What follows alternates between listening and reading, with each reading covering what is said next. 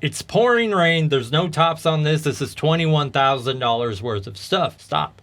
Non-apologetic Nonsense. I got in a fight with a delivery driver in the middle of the road yesterday. I've been having this issue. I just got signed up with Amazon Logistics. So it's a little different than like the Amazon website, but it's still traditionally like Amazon products and you can buy semi-loads of them, right? But the freight company, whoever it is supposed to call me, schedule a delivery, and let me know something's happening, right? So they're done with all that, Amazon. They've laid down the law with my broker, and they're like, we're only going to do unattended deliveries, curbside drop-offs. I didn't know this. So I hear it was the lift gate dropping down, I guess, at the road, and I heard it, and I'm like, I looked out. It was the next drive down, and I don't see anything. And then second or third time, I walk out there, and through the trees, I can see a semi. This was trash day, and out here, it's like a bootleg trash company. Like sometimes it'll just be a pickup truck that comes and picks up the trash. So they were right there, and I saw someone through the trees moving the trash can. And I was like, they're loading trash into a semi. I gotta see this. Bear in mind, it's pouring down rain, okay? So I walk up, and I see like 3 pallets of stuff at the mouth of the driveway. Oh, shit.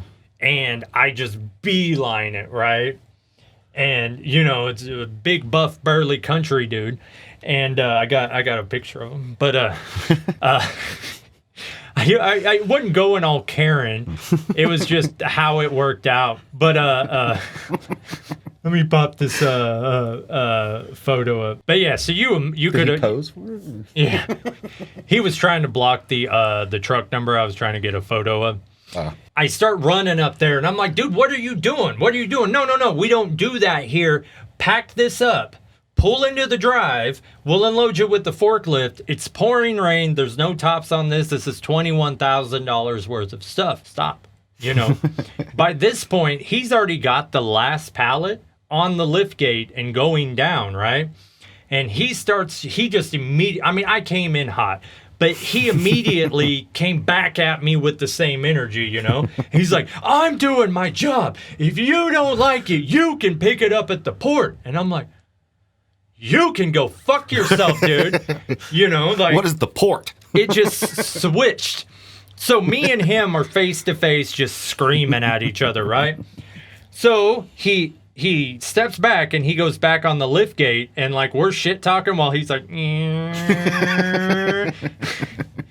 and I'm trying to say every nasty thing to this dude, calling him a little sweetheart bitch, and like he's calling me a fucking dope fiend, and like we were all right, and so,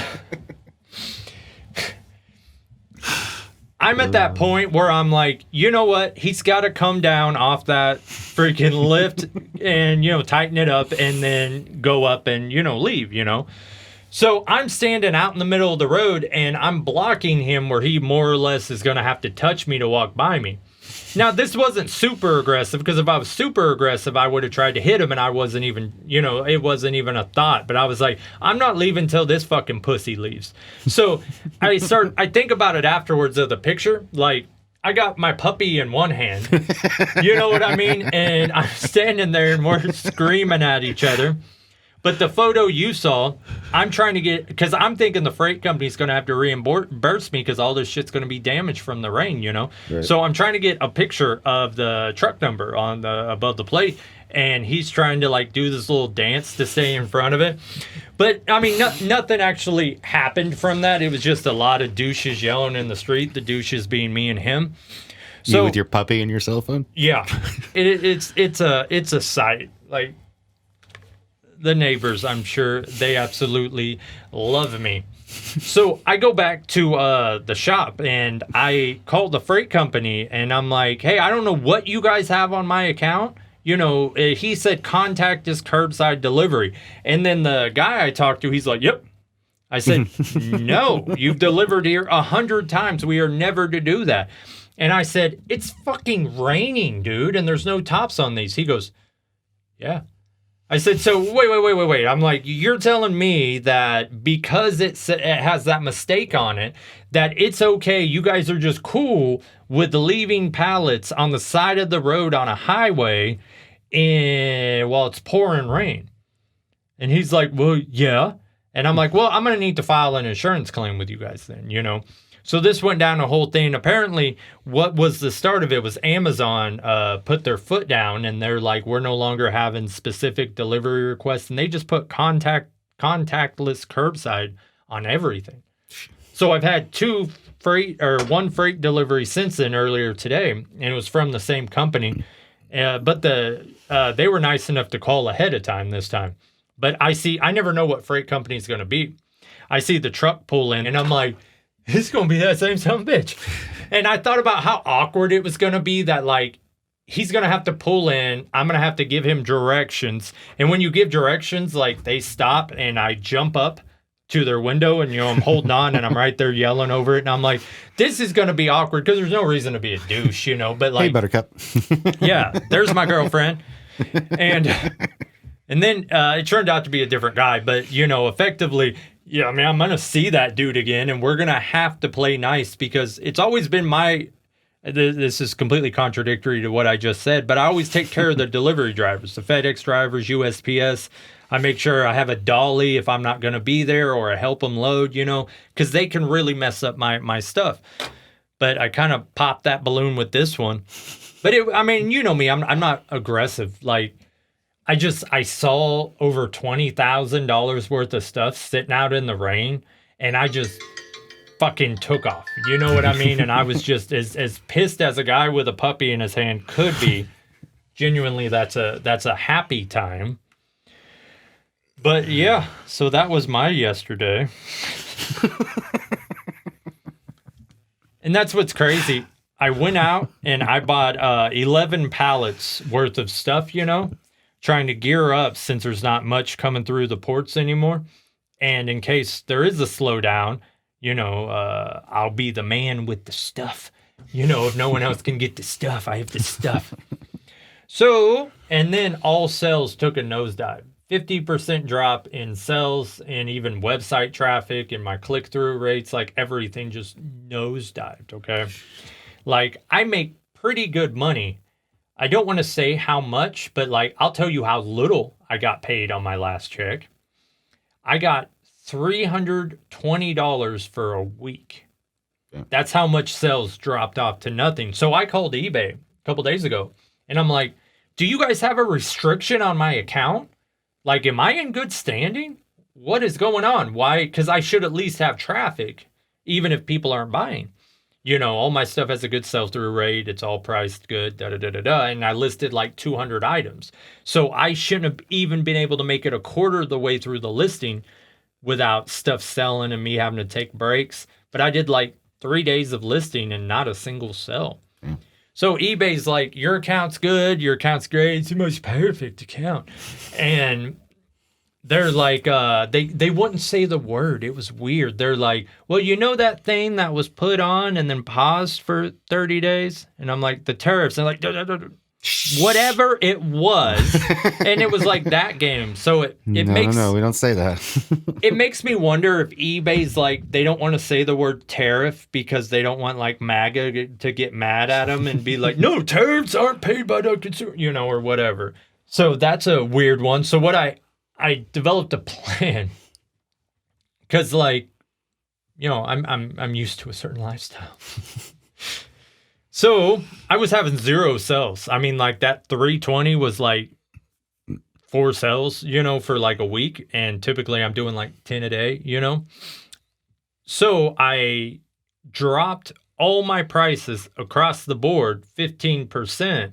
And then I'm giving eBay an extra 5% to put my stuff at the top of search results. And then, boom, we're back, baby. You know what I mean? Already at, you know, 200 plus take home today. You know what I'm saying?